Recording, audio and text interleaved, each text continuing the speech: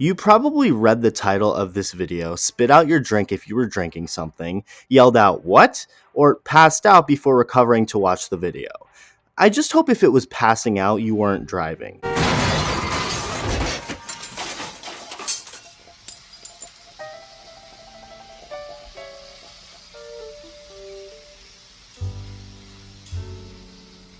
If you didn't do any of those things and actually agree with the title, you're based.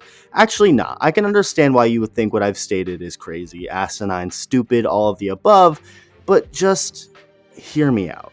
Listen with open ears, let me explain, and then make a judgment afterward. Now, to start, I'm going to address one big, huge pink, purple striped elephant in the room, which is that the Miami Marlins are in the same division as the rich Mets, who are loaded with talent with an owner willing to spend whatever the hell he wants on any player, the loaded Braves, who won the World Series a couple of years ago and followed that up with over 100 wins in 2022, and oh yeah, the Phillies, the team that just won the National League pennant. So even if the Marlins are good, they gotta find a way to get past one of those three squads. Not easy, obviously, and something that seems pretty improbable. But again, that's why I'm here, to explain the possibility of the Marlins being good enough to surpass at least one of those teams, if not two of them. Maybe even three. Make sure to hit that subscribe button if you haven't already. Over 70% of my watch time has been from people who aren't subscribed, so hit that button along with the bell for post notifications. To start, the starting pitching. The starting pitching is incredible, led by 2022 National League Cy Young Award winner Sandy Alcantara. Sandy is just mesmerizing to watch as a fan of any team. You don't have to be a Marlins fan to appreciate this guy. Yes, he throws hard. Yes, he has nasty stuff and strikes people out. Yes, he gets weak contact. But the most impressive thing with him is how much of a workhorse he is, having the ability to go 9 innings at any given night, going the distance with 6 complete games in 2022, which led baseball, throwing over 228 innings in 2022, which led baseball. I mean, this is the picture-perfect player that any team would kill to have at the top of their rotation. An elite pitcher who eats innings. It doesn't get any better than that. Unfortunately, though, it takes much more than just that to build a winning team. Despite Alcantara's dominance in 2022, the Marlins lost 93 games and finished in 4th place in the NL East division behind the Braves, Mets, and Phillies. They're going to need more than just Alcantara, of course, as one man can only carry his team so much. So, what else? Fortunately, the Marlins have developed a number of solid starting pitchers. Jesus Luzardo is only 24 years old and had a nice season in just over 100 innings last year. He's of course going to have to pitch a little more than that, but that's another good arm backing up Alcantara.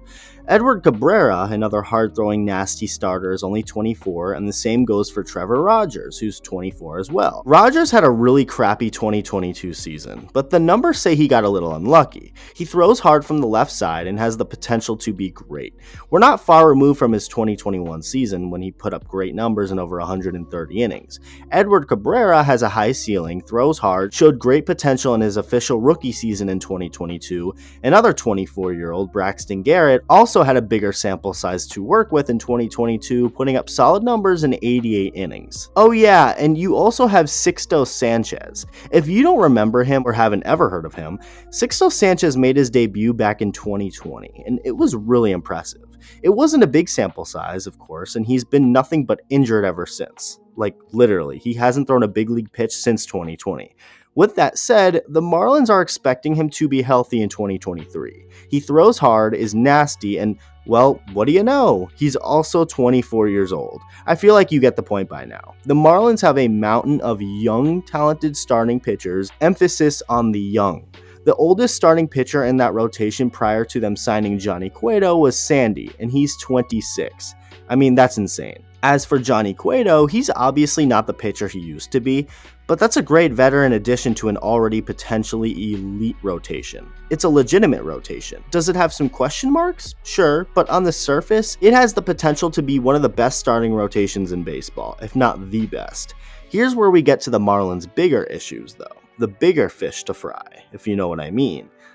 Okay, no, that was really stupid. Moving on. In 2022, the Marlins had the second most blown saves in baseball and the most blown saves in the National League, meaning the bullpen gave up runs late in the game, leading to a lot of the team's losses. The Marlins were in the bottom tier of bullpens last year, being 22nd overall numbers-wise. I mean, maybe in some other categories they'd be closer to number one, like if they have nice hair or how much money they give to charity. Like, if you're factoring in that stuff, things could be different for better or for worse, but none of that stuff helps win games, so as far as the numbers go, they were 22nd. Now, something that can help the Marlins relievers in a big way is how deep the rotation is. If the starters are able to go deep into games and eat up innings, they can take a lot of the pressure off of those bullpen arms.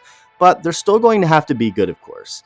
The thing about bullpens is that they're very hard to predict. I mean, any part of a baseball team is hard to predict, as you just never truly know what will happen. But bullpens change for teams practically every year. There tends to be new faces, plus guys who either regress or progress and become much better than anyone expected them to.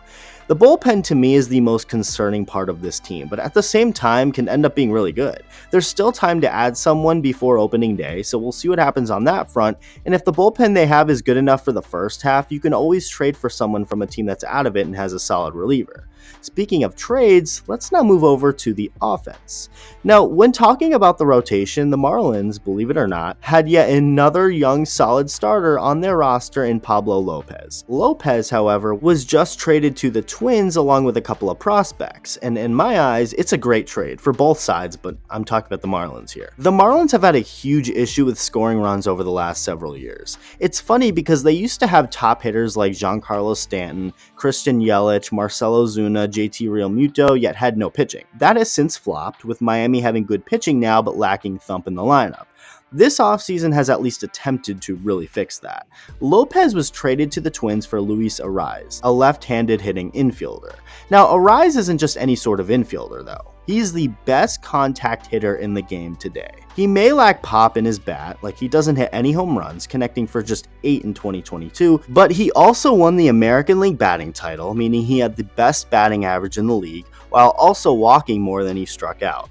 Arraez is just a pain in the ass if you're an opposing pitcher. He is a master at making contact, refuses to strike out, and is a hit machine. He's perfect to have at the top of a lineup to get on base and set up the hitters after him to drive him in. The Marlins, of course, can afford to lose Lopez, one of the many young starting pitchers they have in exchange for a good hitter like Arraez. They also signed free agent Gene Segura, who was a great addition to their infield alongside Arraez, and Jazz Chisholm. Jazz Chisholm's 2022 season was limited due to injuries, but he has so much potential, and I legitimately believe he can become a superstar. Jorge Soler and Avisail Garcia both had poor first years in Miami, but both have the potential to get back to their dangerous power-hitting ways, something that would of course really elevate this Marlins lineup. Overall, a lot has to go right for this Marlins team to be a contender. The starting pitching has to stay healthy, the bullpen has to be much better in holding leads, and the offense needs to start manufacturing more runs. But at the end of the day, isn't that how it is with any team? Any playoff team had everything going right, or at least had a lot go right. I'm not here to say the Marlins are winning their division or even making the playoffs, but from what we've seen from the talent the team already had, added on to the additions they made this offseason, I will say that they're interesting. Yes, the Braves, Mets, and Phillies are all in much better positions than the Marlins as we currently stand. But I guess the whole point of this video is for me to tell you that I'm not giving up on this 2023 Marlins team. Not yet. Let me know what you think, thank you for watching, and I'll see you in the next video.